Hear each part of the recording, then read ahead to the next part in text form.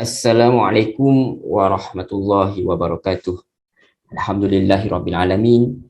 Wassalatu wassalamu ala asyrafil anbiya'i wal mursalin wa ala alihi wa sahbihi ajmain. Amma ba'd. Alhamdulillah, semua alhamdulillah kita dah masuk hari keempat dalam bulan Ramadan. InsyaAllah hari ini kita sambung perkongsian ringkas kita dengan satu lagi ayat pilihan. Kali ini dari surah Ali Imran juzuk yang keempat. Mudah-mudahan Allah Subhanahu Wa Taala memberi rahmat dan barakahnya kepada kita insya-Allah. Jadi Allah Subhanahu Wa Taala berfirman dalam surah Ali Imran, yakni surah ketiga dalam Al-Quran, ayat yang ke-185. Kullu nafsin za'iqatul maut wa innama tuwaffawna ujurakum yawmal qiyamah faman zuhziha 'anil nari wa udkhilal jannah faqad faz. Wamal hayatud dunya illa mata'ul ghurur. Allah Subhanahu wa taala berfirman pada ayat 185 yang bermaksud setiap yang bernyawa pasti akan merasakan mati. Setiap yang bernyawa merasakan mati, pasti merasakan mati. Dan hanya pada hari kiamat sahajalah akan diberikan dengan sempurna balasanmu. Barang siapa yang dijauhkan daripada neraka dan dimasukkan ke dalam syurga, sungguh dia memperolehi kemenangan.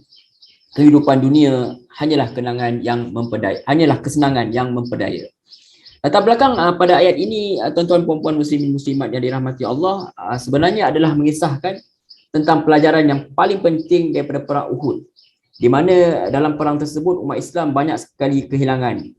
Dan pada perang ini sebenarnya Allah Subhanahu Wa Taala menguji orang-orang beriman sehingga menjadi jelas siapa yang bersifat mementingkan diri sendiri ataupun dia itu pengecut ataupun munafik, serta siapa yang sanggup bersabar dan berdisiplin.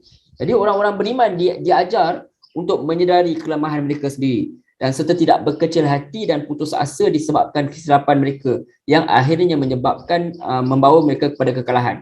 Jadi namun ayat ini sebenarnya mengingatkan umat Islam kemenangan sebenar bukanlah di dunia. Sebaliknya kemenangan sebenar adalah di akhirat kelak. Tentu saja untuk mendapatkan syurga juga, manusia perlu merasai kematian terlebih dahulu. Mustahil manusia itu memperolehi syurga tanpa dia merasai kematian. Itulah yang menarik sebenarnya. Orang yang beriman itu sebenarnya dia tak sepatut langsung ada rasa gentar untuk mati. Apatah lagi untuk mati berjuang di atas jalan Allah Subhanahu Wa Taala. Kerana apa tuan-tuan puan-puan muslimin muslimat yang dirahmati Allah? Kerana mereka seharusnya sedar, mereka itu sedar setiap orang pasti akan merasai kematian. Pasti merasai kematian.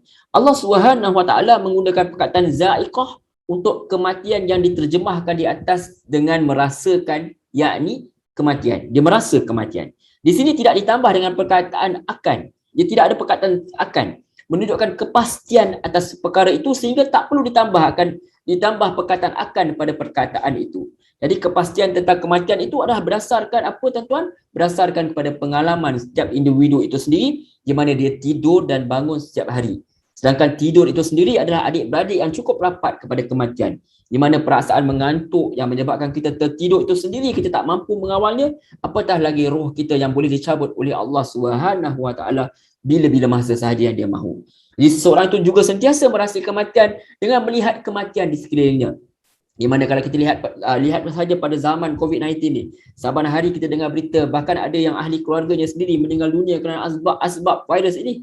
Inilah antara bukti yang jelas manusia merasakan kematian itu di saat dia masih hidup lagi. Makanya tuan-tuan puan-puan muslimin muslimat yang dirahmati Allah, pelajaran yang amat penting untuk kita pelajari ialah untuk kita pelajari ialah janganlah takut untuk berjuang atas jalan Allah Subhanahu Wa Taala kerana takut nyawa ini melayang. Ini sebenarnya peringatan yang sangat indah buat kita. Walaupun kita mungkin tak perlu berperang, tapi sikap takutkan mati menyebabkan kita sanggup menggadaikan prinsip Islam yang kita pegang. Misalnya ada orang yang sanggup membuka aurat misalnya demi untuk sesuap nasi. Risau jika tidak melakukan akan menyebabkan kehidupannya terganggu. Ada juga orang yang sanggup menyembunyikan kebenaran Islam kerana risau kehilangan pengikut, kawan-kawan, risau kehidupan terganggu. Tapi kalau kita renungi ayat ini, tuan-tuan, puan-puan muslimin muslimat yang dirahmati Allah, seolah-olah Allah Subhanahu Wa Taala menyentuh hati kita, nak bagi peringatan kepada kita, nak tegur kita supaya apa yang kalian nak risaukan, sebenarnya kematian itu pasti akan dirasai. Kematian itu sebenarnya dirasai oleh orang yang bernyawa. Apa yang kalian risaukan? Nyawa itu sendiri rezeki, nyawa orang yang kalian jaga hatinya, semua itu aku yang bagi. Semua itu Allah bagi, bukan mereka yang beri. Apa yang nak dirisaukan tentang mati kalian? Kerana mati kalian sebenarnya adalah sebagai jalan kepada penghidupan yang kekal abadi, kembali bertemu Sang Penciptamu. Apa yang nak dirisaukan pada kehidupan yang palsu ini, yang sementara ini, yang sentiasa memperdayakan kamu ini, sedangkan yang patut diambil berat pada kehidupan yang sedangkan yang patut diambil berat adalah kehidupan yang kekal abadi kelak, di mana siapa yang taat padanya dijauhkan daripada neraka dan dimasukkan ke dalam syurga yang penuh nikmat yang tidak akan putus-putus selama-lamanya. Itulah kehidupan yang abadi dan itulah sebenarnya kemenangan yang nyata. Wallahu a'lam. Jumpa lagi esok untuk tadabbur ringkas ayat pilihan yang seterusnya. Wassalamualaikum warahmatullahi wabarakatuh.